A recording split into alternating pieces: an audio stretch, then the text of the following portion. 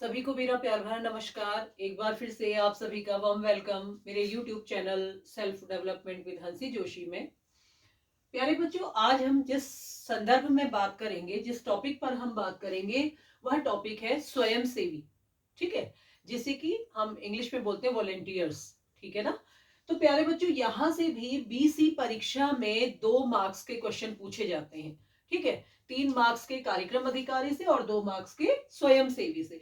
तो स्वयं सेवी यानी कि वॉलेंटियर्स, ठीक है, इसके बारे में आपको क्या क्या जानना है, थोड़ा सा मैं जो हमारा आज का जो हमारा लेक्चर है, इसमें मैं आपको बताऊंगी कि स्वयं सेवी के बारे में आपको क्या क्या जानकारी होनी चाहिए। सबसे पहली बात तो है, देखिए, स्वयं सेवी प्रोग्राम, सॉरी, वॉलेंटियर्स। ठीक है, तो स्वयं सेवी का जो कार्यकाल होता है बच्चों, यहाँ पर जो है ना, अक्सर बच्चे मुझसे क्वेश्चन पूछते हैं कि हम लोग कितने साल के लिए इसमें इनरोल्ड हैं। तो देखिए, जो कार्यकाल होता है स्वयं सेवी का, जब स्वयं सेवी राष्ट्रीय सेवा योजना में पंजीकृत होता है तो उसका कार्यकाल होता है 2 वर्ष का। बहुत छोटे छोटे उसमें मैं आपको बताऊंगी, आप बस इसे नोट करते रहिए। स्वयं सेवी का कार्यकाल कितना हो गया, देखिए, 2 वर्ष का हो गया। ठीक है, अब देखिए, दूसरी बात है कि स्वराष्ट्रीय सेवा योजना में स्वयंसेवी को पंजीकृत करने का क्या उद्देश्य होता है। तो उद्देश्य भी लिख लीजिए, कभी कभी उद्देश्य भी पूछा जाता है। ठीक है, तो देखिए, राष्ट्रीय सेवा योजना के अंतर्गत स्वयंसेवियों को पंजीकृत करने का एकमात्र उद्देश्य होता है उन्हें आदर्श नागरिक बनाना। तो लिख लीजिए, आदर्श नागरिक बनाना, आदर्श नागरिक बनाना। ठीक है, तो ये उद्देश्य है। ठीक है ना।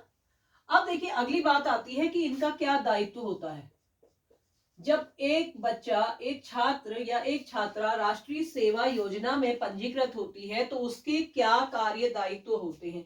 तो जो बेटा इसमें जो कार्य दायित्व होते हैं ना, वह यह होते हैं कि राष्ट्रीय स्तर पर, राज्य स्तर पर, जिला स्तर पर या ग्राम स्तर पर समस्याओं का समाधान करना, समाज में जो समस्याएं हैं उन समस्याओं के समाधान को खोजना और समाधान करने का प्रयास करना, ये जो होता है स्वयंसेवी का दायित्व होता है। ठीक है, तो लिख लीजिए, राष्ट्रीय,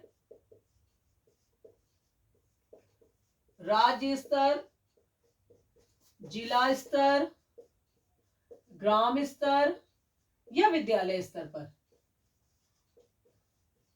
क्या करना, बताइए, समस्याओं का समाधान।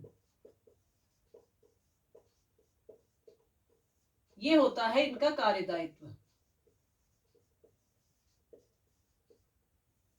ठीक है, अब देखिए, यहां पर एक चीज और आती है। कार्यकाल है, उद्देश्य हो गया हमारा कंप्लीट, दायित्व हो गया। अब आता है कि जो स्वयंसेवी होते हैं उनको इन 2 वर्षों में न्यूनतम कितना कार्य करना होता है, कितने घंटे की उनको सेवा देनी होती है। यहाँ पर ये बात आपको जरूर समझनी चाहिए कि आपके लिए जो है, जब एक वॉलेंटियर पंजीकृत होता है तो उसे कितना कार्य करना है राष्ट्रीय सेवा योजना के शिविरों के अंतर्गत। तो सुनिए ध्यान से, देखिए, प्रथम वर्ष में 120 घंटे की सेवा नियमित शिविर में। ठीक है, और दूसरे वर्ष में भी 120 घंटे की सेवा। तो कुल मिलाकर के कितना हो गया, देखिए, 240 घंटे की तो सेवा ये देनी होती है, किसमें, नियमित शिविर के माध्यम से। और इसके अतिरिक्त क्या होता है, 7 दिवसीय विशेष शिविर में प्रतिभाग करके वहां पर भी जो है सेवा देनी होती है 7 दिन। ठीक है, 7 दिवसीय शिविर में सेवा। ठीक है, तो इस प्रकार से देखिए, इनको राष्ट्रीय सेवा योजना के अंतर्गत जो है इन्हें सेवा देनी होती है। ठीक है ना। अब आता है, देखिए, हमारा उद्देश्य कंप्लीट हो गया, कार्यकाल कंप्लीट हो गया, दायित्व कंप्लीट हो गया। अब स्वयं सेवक को लेकर न्यूनतम कार्य कितना निर्धारित किया गया, यह भी आपने जान लिया। अब देखिए, अगली जो बात आती है ना, तो वह आती है कि राष्ट्रीय सेवा योजना के अंतर्गत एक जो स्वयं सेवी होता है उसको कितने प्रकार की परीक्षा देनी होती है। तो बेटा, यहाँ पर क्या होता है, 2 प्रकार की परीक्षा स्वयं सेवियों के लिए संचालित की जाती है। सबसे पहली तो है बी परीक्षा और दूसरी है, देखिए, प्रमाण पत्र। आपको पता होगा कि 3 प्रकार के प्रमाण पत्र प्राप्त होते हैं, ए प्रमाण पत्र, बी प्रमाण पत्र और सी प्रमाण पत्र। तो जो ए प्रमाण पत्र होता है, जब आप ये सेवा दे चुके होते हैं ना, ये सब का संपूर्ण सेवा आप दे चुके होते हैं, तो विद्यालय से ही आपको यह ए प्रमाण पत्र प्राप्त हो जाता है, विद्यालय स्तर का होता है, ठीक है। लेकिन क्या होता है, जो परीक्षा होती है वह केवल 2 परीक्षाएं होती है, बी एवं सी परीक्षा।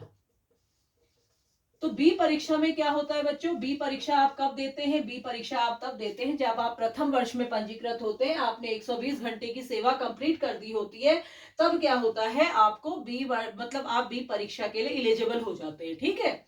अब होता है, अब दूसरी परीक्षा है सी परीक्षा।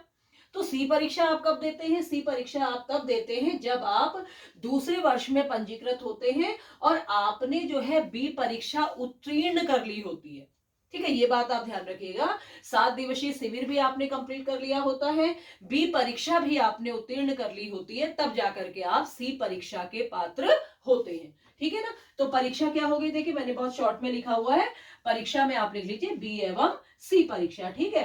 अब क्या होता है, देखिए इसके अलावा क्या होता है, जब आपको ये परीक्षा प्राप्त, जब ये परीक्षा जो है आपने जो है मतलब आप इस परीक्षा को पास कर लेते हैं, तब क्या होता है, देखिए आपको पारितोषिक प्राप्त होता है।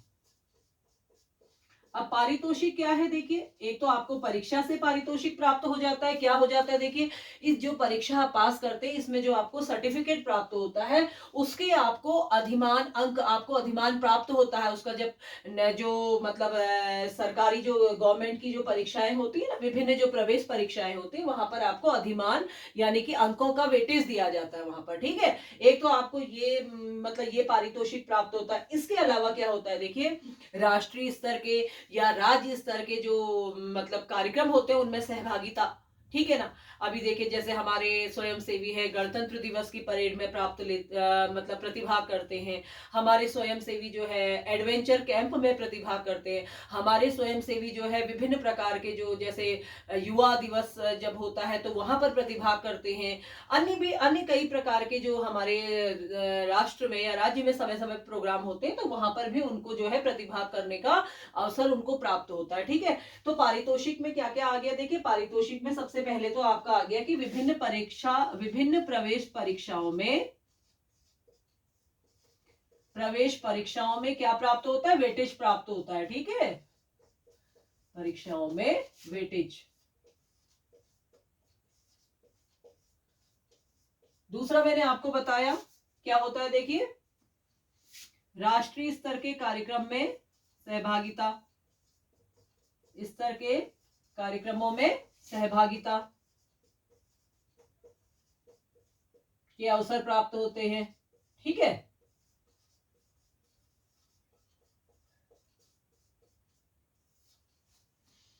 ठीक है ना। इसके अलावा देखिए क्या है, बस इतना ही है, पारितोषिक के अंदर आपको केवल इतना ही पढ़ना है कि प्रवेश परीक्षाओं में आपको वेटेज प्राप्त होता है, राष्ट्रीय स्तर के जो कार्यक्रम होते हैं उसमें क्या होता है कि आपको सहभागिता के अवसर प्राप्त होते हैं। इसके अलावा हाँ एक बात मैं यहाँ पर भूल रही हूँ, देखिए पारितोषिक में आप पुरस्कार भी प्राप्त होते हैं, ठीक है। तो वही पुरस्कार जो कार्यक्रम अधिकारियों को प्राप्त होते हैं, राज्य स्तर पर क्या हो गया, स्वामी विवेकानंद पुरस्कार प्राप्त होता है, और राष्ट्रीय स्तर पर क्या होता है, इंदिरा गांधी, ठीक है। ये तो राज्य स्तर पर हो गया। दूसरा है राष्ट्रीय स्तर पर, तो राष्ट्रीय स्तर पर मैंने आपको बताया कौन सा पुरस्कार है, इंदिरा गांधी, ठीक है। तो इस प्रकार से ये पुरस्कार भी जो है कार्य जो हमारे स्वयं सेवी हैं उन्हें प्राप्त होते हैं, ठीक है। अभी बच्चों यहां से एक दो बातें आपने और जाननी है।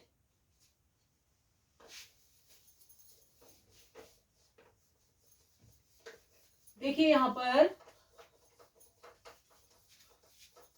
स्वयं सेवियों के क्या दायित्व हैं, ये भी आपको जानना बहुत जरूरी है।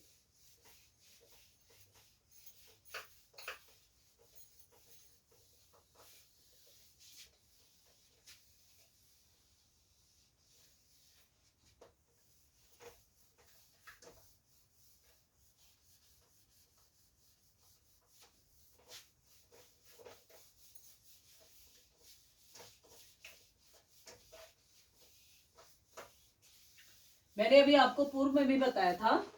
तो देखिए कार्य दायित्व, ठीक है। कार्य दायित्व वैसे मैंने आपको पहले बता दिए हैं। दायित्व जो है राष्ट्रीय स्तर के, राज्य स्तर के जो सभी समस्याएं होती हैं उनके समाधान में जो है वह क्या करना, अपना मतलब समाधान खोजने का प्रयास करना या समाधान करने का प्रयास करना, ये मैंने आपको कार्य दायित्व में बताया था।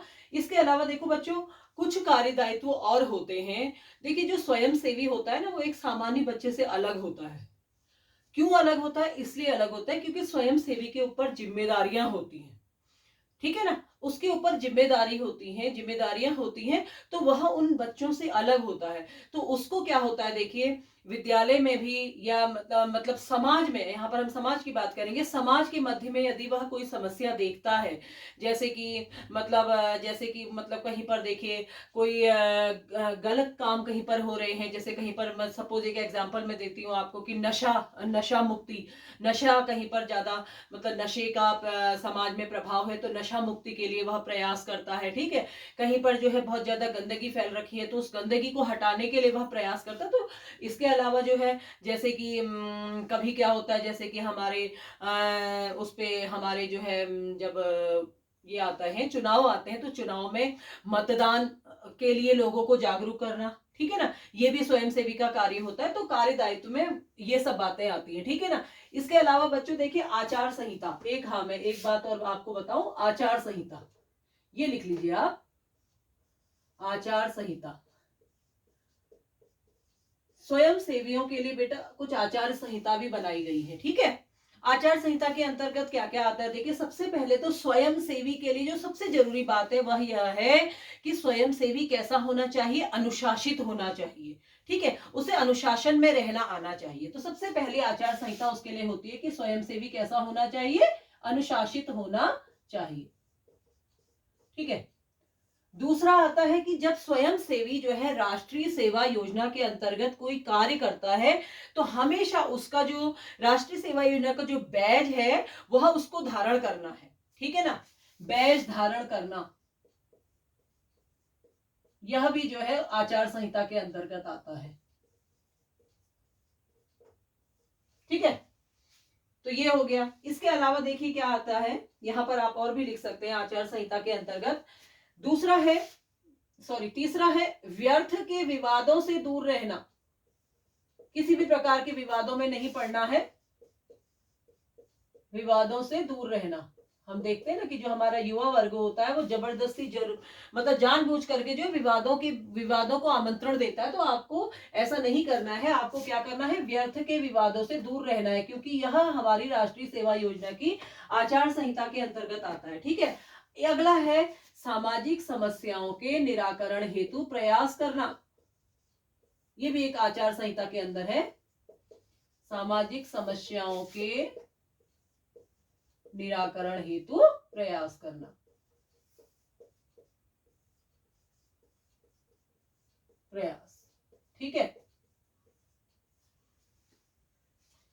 ठीक है ना। इसके अलावा हाँ, तो देखिए इतनी बातें अगर आपको आ जाती हैं, इतनी बातें अगर आपको आ जाती हैं, यदि आप आचार संहिता का अच्छे से पालन कर दें, तो वास्तव में आप एक आदर्श स्वयंसेवी बन जाते हैं, ठीक है ना। तो बस प्यारे बच्चों, इतना ही आपको वॉलेंटियर्स के बारे में जो है जितना मैंने अभी आपको बताया, अगर आपको इतनी जानकारी हो जाती है, आसानी से आप 2 नंबर यहाँ से प्राप्त कर सकते हैं। तो मेरे ख्याल से आज का हमारा काम इतना ही है। हम अगले वीडियो में एक नए टॉपिक के साथ फिर से उपस्थित होंगे। तो आप जो है जितना मैंने अभी तक आपको बताया, आप इसको एक बार फिर से वीडियो को देख करके रिवीजन करने का प्रयास करिएगा। अगले वीडियो में आपसे फिर से मुलाकात होगी, तब तक के लिए बाय बाय।